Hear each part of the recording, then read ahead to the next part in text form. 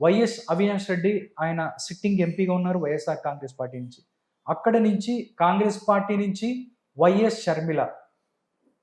అంటే YS Sharmila versus YS Avinash. ఎలా చూస్తారు ఈ ఈ ఈ యొక్క పోటీని? అంటే కాంగ్రెస్ గతంలో కూడా విజయమ్మ వర్సెస్ మన ఆయన్ని పెట్టి వివేకానంద రెడ్డి. అప్పుడు కూడా ఒక రకమైన పోరు జరిగింది. కాంగ్రెస్ అలా ఆలోచిస్తుంది.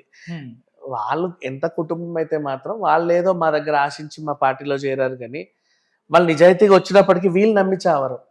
తొక్కలే రాజకీయాల్లో ఎవడు మాత్రం మంచోడు, వాళ్ళు అందుకే వచ్చారు, ఉండు మేము ఎట్లా తిప్పితే వాళ్ళు అట్లా చేయాలి అని అలా చేసింది. ఇంకా తెలివిగా కాంగ్రెస్ ఏం చేసిందంటే, అప్పట్లో చిరంజీవి ఇంకా రిజైన్ చేయాల, ఆయన పార్టీ మా దాంట్లో కలిపాడు కాబట్టి ఇంకా ఆయన పిసిసి డెలిగేటే అని చెప్పి ఒక ఐడి కార్డ్ జారీ చేసింది.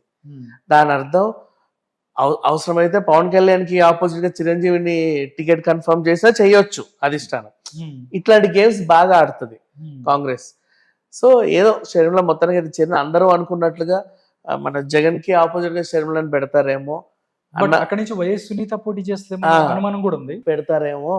మరి అప్పుడు వీళ్ళ అమ్మ ఎటు ఉంటది, అసలు ఇది ఎలా చూడాలని అందరూ అనుకున్నారు. బట్ అక్కడ కాకుండా అనూహ్యంగా అవినాష్ వర్సెస్ షర్మిల ఉండి, ఇటు జగన్ వర్సెస్ సునీత రెడ్డి ఉండే అవకాశాలు ఉన్నాయని చెప్పేసి అయితే నడుస్తున్నాయి. వీళ్ళ నానుడి ఒకటే, బాబాయ్ని చంపింది అబ్బాయే. అంటే మొన్న దారుణం అండి. అంటే మొన్న రాయలసీమలో జరిగినటువంటి మేమంతా సిద్ధం సభలో ఒక పక్కన అవినాష్ ఉంచుకొని బాబాయ్ని చిన్నానని చంపింది ఎవరో దేవుడికి తెలుసు, మీ అందరికీ తెలుసు అని చెప్పి జగన్ మాట్లాడింది. నిజంగా చూస్తే సిబిఐ చెప్తుంది పక్కన అవినాష్ రెడ్డి ఉన్నాడు, దాంట్లో అవినాష్ రెడ్డి, భాస్కర్ రెడ్డి వీళ్ళందరూ ఉన్నారని చెప్తున్నారు. బట్ ఇంకా కూడా ప్రజల్ని నమ్మించే ప్రయత్నం, ప్రజల్ని పక్కదారి పట్టించే ప్రయత్నం చేస్తున్నాడు జగన్ అనుకోవచ్చు. నిన్న వచ్చిన వివేకం సినిమా ఉందా, అది కూడా ఈ సెంట్రిక్కే ఉంది. అవునా, ఈ సెంట్రిక్ ఉన్న సినిమాని ఏం చేశారంటే వెబ్సైట్ లో రిలీజ్ చేశారు, పావులా గట్టి చూడండి అని. మనలాంటి వాళ్ళు చూస్తారు పావులా గట్టి, ఎందుకంటే మాట్లాడుకోవడానికి వాగడానికి ఒక సబ్జెక్ట్ దొరుకుతుందని. నార్మల్ జనాలు కూడా చూడాలి కదా అని చెప్పి వెంటనే యూట్యూబ్ లో రిలీజ్ చేశారు. నిన్న యూట్యూబ్ లో స్ట్రీమ్ అవుతుంది, ఫ్రీ, అందరు చూడొచ్చు ఇప్పుడు. అంటే ఇదే నిజం అనేది ఒకటి ప్రొజెక్ట్ చేయడానికి, జనాల్లోకి తీసుకెళ్ళడానికి ప్రయత్నం చేస్తున్నారు. సేమ్ అదే డేట్ ఎప్పుడైతే సినిమా ఇటు రిలీజ్ అయిందో ప్యారలల్ గా ఆయన కూడా సమయం దొరికింది, సందర్భం దొరికింది అని చెప్పేసి చెప్పుకొచ్చాడు. ఒక రకంగా వివేకం సినిమా అనేది వైఎస్ఆర్ కాంగ్రెస్ పార్టీకి ఇప్పుడు ఎలక్షన్ టైంలో డెఫినెట్లీ డ్యామేజ్ చేస్తుంది అనుకోవచ్చు. వాళ్ళకి అనుకూలంగానే ఉంది. ఇంకా చెప్పాలి అంటే వైఎస్ఆర్ కాంగ్రెస్ పార్టీకి అనుకూలంగా ఉంది. దస్తగిరి అప్రూవల్ గా మారిన తర్వాత నుంచి అనుకూలంగానే ఉంది. అంటే సునీత రెడ్డికి అనుకూలం అని అందరూ అనుకుంటున్నారు. Nothing like that. ఇది వాళ్ళకే అనుకూలం నిజంగా చెప్పాలి అంటే.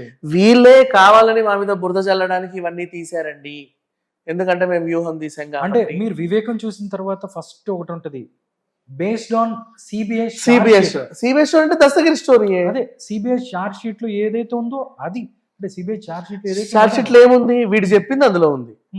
అవునా, అప్రూవల్ ఆయన వీడు ఏం చెప్పాడో వీళ్ళు అది రాశారు, అది ఉంది. డెఫినెట్లీ సిబిఐ కూడా ఎంక్వైరీ చేసుకుంటా. ఇప్పుడు నేను ఉన్నానండి, తప్పు చేశాను, నేనేం చెప్తుంది సిబిఐ ఉంటుందా, అసలు కరెక్ట్ ఏది రాంగ్ ఏది కూడా చూస్తుంది కదా అని మనం అనుకుంటాం. అమాయకులం 100 కోట్లు తీసుకొని మీ దగ్గర వేరే చెప్తాను అని మనం అనుకుంటాం అమాయకులం. కానీ ఈ కేసులో సిబిఐ వాళ్ళు యాక్చువల్ గా చేయాలంటే ఎన్ని సీట్లు అండి, ఎంతమంది ఎన్ని సీట్లు వేసారు.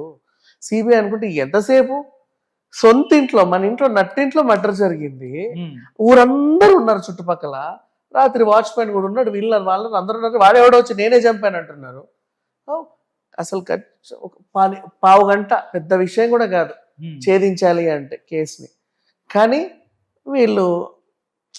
వీళ్ళ లబ్ధి కోసం వాళ్ళు, వాళ్ళ లబ్ధి కోసం వీళ్ళు, జగనాసుర రక్త చరిత్ర అని వాళ్ళు, నారాసుర రక్త చరిత్ర అని వీళ్ళు, ఇటు నుంచి అటు అటు నుంచి ఇటు, ఏదో ఇటు కాఫీ తిప్పినట్టు, ఎటు తిప్పినా రుచిగానే ఉంటుంది, కాకపోతే అసలు విషయం తేల్చావట్ల, అలా జరిగింది. బట్ సరే, ఏదేమైనప్పటికీ అసలు విషయానికి వస్తే నిన్న జగన్ గారు మాట్లాడినటువంటి సందర్భం ఏదైతే ఉందో జనాల్లోకి బలంగా, ఆయన మొదటి నుంచి అదే నానుడి కదా, చంద్రబాబు నాయుడు వల్లే అయింది, దాన్ని గట్టిగా నమ్మించే ప్రయత్నం చేస్తున్నారు. బట్ నవ్వుకుంటున్న పరిస్థితి కదా సార్. అంటే ఏది దాంట్లో నిజం ఏంటని సిబిఐ తేల్చాలి, అది ఎవరు చెప్పినా తేల్చదు, చేసినా కానీ